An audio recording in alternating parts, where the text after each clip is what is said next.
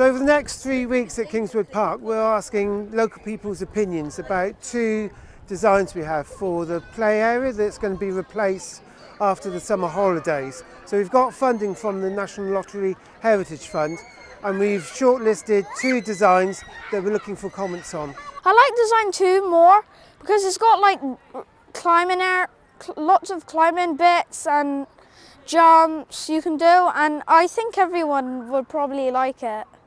My little boy comes here all the time. We've been coming for 5 years. I think the ideas are great. I think there's a lot to go away and have a look at because I think there's lots of different things that will work for different age groups, but the fundamentals are the kids absolutely love the play area, so any of these will be brilliant.